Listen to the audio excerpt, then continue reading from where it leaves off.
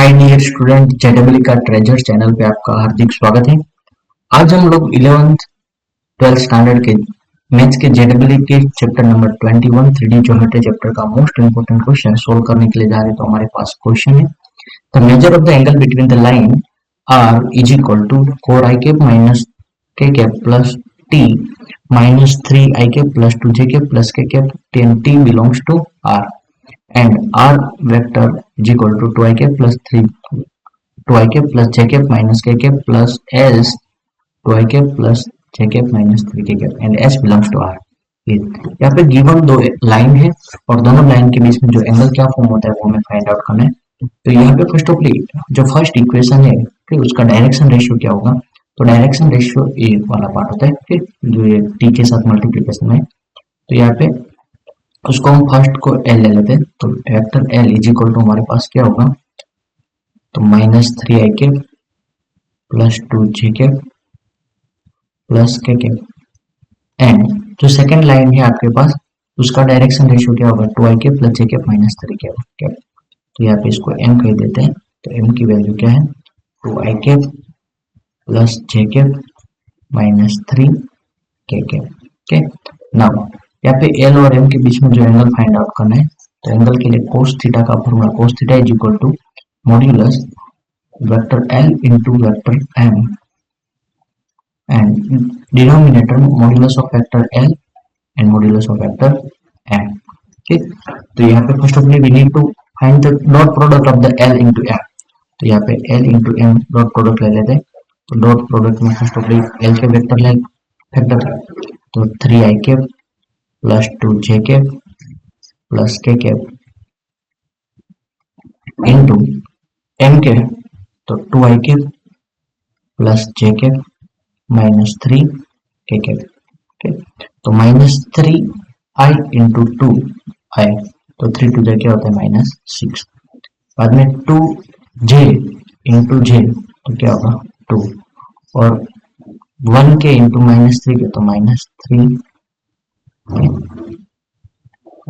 Minus 3।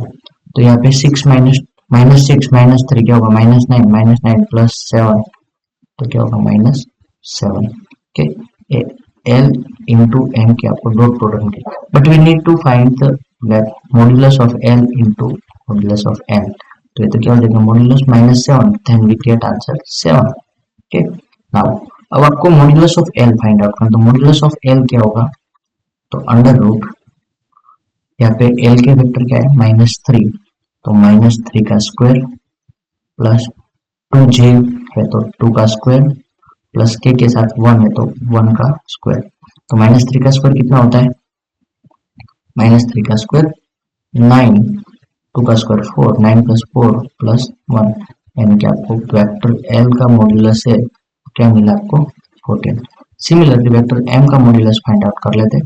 तो vector M के modulus के लिए तो यहाँ पे 2 का स्क्वायर प्लस 1j है तो 1 का स्क्वायर प्लस माइनस 3। तो यहाँ पे 2 का स्क्वायर क्या हो जाएगा 4 plus 1 plus 9, then we get answer under 14। Okay, यहाँ पे भी अंडर रूट 14, यहाँ पे भी under 14। Now we need to put the value of modulus of l into m. Modulus of l into m यानी कि क्या मिला है हमें यहाँ पे 7 मिला है। ओके, तो यहाँ पे 7 और मॉड्यूलस ऑफ एल वेक्टर तो क्या मिला हमें अंडर रूट 14 और modulus of an vector m vector तो वो भी क्या मिला अंडर रूट 14। तो अंडर रूट 14 इंटू 14 कर देंगे तो क्या हो जाएगा 7/14।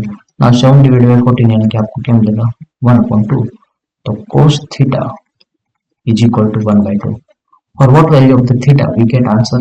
ठीक, तो यहाँ पे cos 60 डिग्री होता है, यानी कि हम क्या ले सकते हैं cos π/3।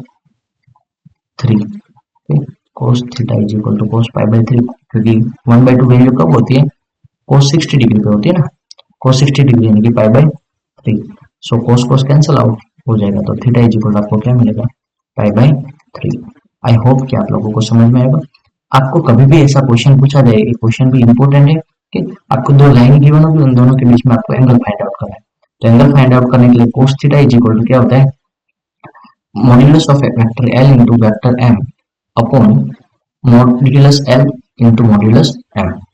तो यहाँ पे दोनों लाइन के लिए तो हमने पहले डायरेक्शन रेशियो लिख दिया, तो एल का और एम का ये है कि -2 i plus 3 i plus 2j plus k और यहाँ पे एम का भी उस तरह से कि जो यहाँ पे एस के साथ लिया है। बाद में दोनों की डॉट प्रोडक्ट की, तो डॉट प्रोडक्ट में क्या होता है, आई इंटू आई वाले को आई के साथ करना होता है, और आई इंटू आई क्या हो जाता है, 1 होता है डॉट प्रोडक्ट में। तो -3 इंटू 2, तो 3 टू द -6, 2 इंटू 1 j में, तो 2 और यहाँ पे 1 के इंटू -3 के, तो -3 और के इंटू के क्या हो जाता है 1, तो -6 -3 -9 प्लस 2 यानी कि -7। मॉड्यूलस ले लेंगे तो -7 का मॉड्यूलस क्या हो जाएगा, +7 आंसर मिल जाएगा, वो हमने यहाँ पे 7 वैल्यू पुट कर दे। नाउ मॉड्यूलस ऑफ एल के लिए तो -3 का स्क्वायर, बाद में 2 का स्क्वायर और 1 का स्क्वायर, ओके, -3 का स्क्वायर 2 स्क्वायर 1 स्क्वायर, तो 3 का स्क्वायर 9, 2 का स्क्वायर 4 प्लस 1 का स्क्वायर 1, 4 9 प्लस 4 13, 13 प्लस 1 14, सो आपका आंसर मिलेगा मॉड्यूलस ऑफ एल 14। और उसी तरह एम मॉड्यूलस एम के लिए, तो मॉड्यूलस एम के लिए क्या है, ये 2 का स्क्वायर यहाँ पे 1 का स्क्वायर -3 का स्क्वायर, तो 4 प्लस 2 का स्क्वायर 4 होता है, 1 का 1 होता है और -3 का 9 होता है, तो इस सबका सम कर देंगे तो √14, यहाँ पे √14 इंटू √14 रहेगा, तो 14 के then 7 divide by 14, so we get 2 answer. तो 1/2 कि cos theta is equal to 1/2, तो cos की कौन सी वैल्यू है, तो cos 60 डिग्री है, तो cos π/3, then cos cancel out, then we get theta is equal to π/3। Option a जो आपका यहाँ पे correct answer. Thank you student watching for my video, have a nice day.